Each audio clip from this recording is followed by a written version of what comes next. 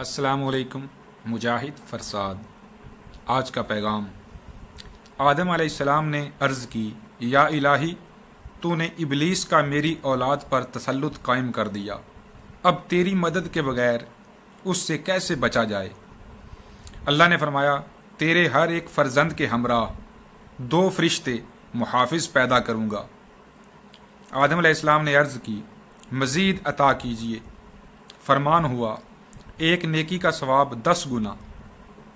اے اللہ مزید عطا فرما۔ حکم الہی ہوا، تیری اولاد کی آخری سانس تک توبہ قبول کروں گا، لہٰذا مسلمانوں ابھی وقت ہے، توبہ کر لیجئے۔ General knowledge. پاکستان کے کس شہر کو نور محل کہا جاتا ہے؟ بہاولپور کو۔ قرآن مجید کی آخری وحی کے کاتب کون تھے؟ حضرت ابی بن کعب رضی اللہ تعالیٰ عنہ۔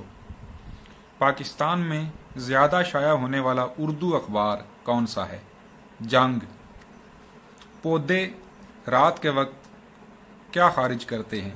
کاربن ڈائی آکسائڈ۔ کون بادشاہ پولو کھیلتے ہوئے فوت ہوا تھا؟ قطب الدین ایبک۔ 7 اپریل کو کون سا دن منایا جاتا ہے؟ World health day. Khyber Pakhtunkhwa کا مسلم باغ کیوں مشہور ہے؟ کرومائٹ کی وجہ سے۔ بانگے درا میں 7 نظمیں کن کے لیے مخصوص ہیں؟ بچوں کے لیے۔ کس انجمن کا قیام 1884 عیسوی میں ہوا تھا؟ انجمن حمایت اسلام کا۔ صحیح بخاری میں کتنی احادیث ہیں؟ 7397۔ بقول گیان چند جین، نو طرز مرصع کب مکمل ہوئی؟ 1775 عیسوی سے 1781 عیسوی کے درمیان۔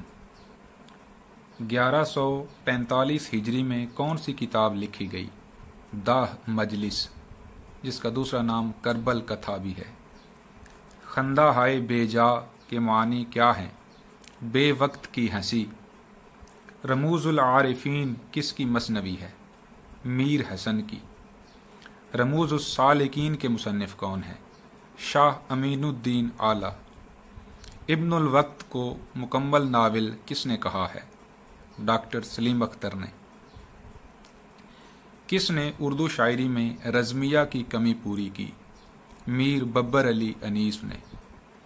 مقام غالب کے مصنف کون ہیں؟ عبد الصمد صارم۔ حاشیہ چڑھانا سے کیا مراد ہے؟ بات بڑھا کر بیان کرنا۔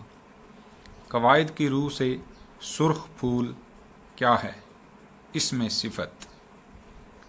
تنویر سپرا کا کوئی شعر سنائیے۔ عموماً انٹرویو میں شعر سنے جاتے ہیں تو اکثر شعراء کے کم از کم 1 آدھ شعر لازمی یاد ہونے چاہیے، جو زیادہ مشہور ہیں جیسے میر، غالب، اقبال وغیرہ، ان کی تو پوری غزل اور نظمیں یاد ہونی چاہیے۔ تو تنویر سپرا کا شعر، اے رات مجھے ماں کی طرح گود میں لے لے، دن بھر کی مشقت سے بدن ٹوٹ رہا ہے۔ انٹرویو کے لیے نہایت اہم سوال ہے، علامت پر روشنی ڈالیے۔ ہم لفظ کو بالعموم ان معنوں میں استعمال کرتے ہیں جن معنوں کے لیے وہ وضع ہوا ہوتا ہے۔ اس صورت میں کہا جائے گا کہ لفظ اپنے حقیقی معنوں میں استعمال کیا گیا ہے، لیکن ہم لفظ کو ایسے معنوں میں بھی استعمال کر سکتے ہیں جن معنوں کے لیے وہ اصلاً وضع نہیں ہوا ہوتا۔ اس صورت میں کہا جائے گا کہ لفظ مجازی معنوں میں استعمال ہوا ہے۔ کسی لفظ کا مجازی مفہوم ہی دراصل اس کا علامتی مفہوم ہوتا ہے۔ مجاز کے لغوی معنی ہے تجاوز کرنا۔ جب کوئی لفظ اپنے اصل لغوی مفہوم سے آگے بڑھ کر کسی دوسرے مفہوم کی نشاندہی کرنے لگتا ہے تو وہ مجاز کہلاتا ہے۔ شاعری کے لیے علامتی زبان کا استعمال ایک بنیادی ضرورت ہے، اور ہر دور میں شعراء نے علامتی اظہار سے کام لیا ہے۔ ہر استعارہ ایک علامت ہے، کیونکہ وہ اپنی لغوی حدود سے ماوراء کسی اور چیز کی نشاندہی کرتا ہے۔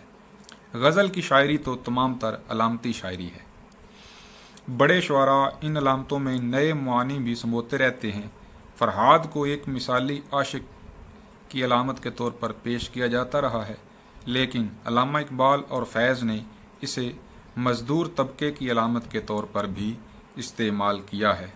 علامت کا اظہار اب شعر کے علاوہ نثر کی مختلف اصناف، ڈرامے، افسانے وغیرہ میں بھی کامیابی اور خوبی اور کبھی خامی یا خرابی سے ہونے لگا ہے۔ سہل ممتنع کیا ہے؟ یہ بھی انٹرویو میں اکثر پوچھا جاتا ہے۔ سادگی اور حسن بیان کی وہ صورت جو بظاہر آسان معلوم ہو لیکن اس کا نبھانا مشکل ہو۔ لغت میں سہل آسان کے معنی میں ہے اور ممتنع دشوار کے معنی میں ہے۔ اصطلاح ادب میں سہل ممتنع بحر الفصاحت کے مؤلف کے بقول ایسے شعر کو کہتے ہیں جس کی مثال بنانا دشوار ہو اگرچہ بظاہر سہل معلوم ہو۔ جیسے میر کا یہ شعر ہے، فقیرانہ آئے صدا کر چلے، میاں خوش رہو ہم دعا کر چلے۔ یا غالب کا یہ شعر، ابن مریم ہوا کرے کوئی، میرے دکھ کی دوا کرے کوئی۔ یا غالب کی ایک اور غزل بھی ہے، دل نادان تجھے ہوا کیا ہے، آخر اس درد کی دوا کیا ہے۔ اصل میں سہل ممتنع کا کمال یہ ہے کہ مصروں کو اگر بول چال کی نثر میں تبدیل کیا جائے تو ترتیب الفاظ میں فرق نہ پڑے۔ بہت شکریہ۔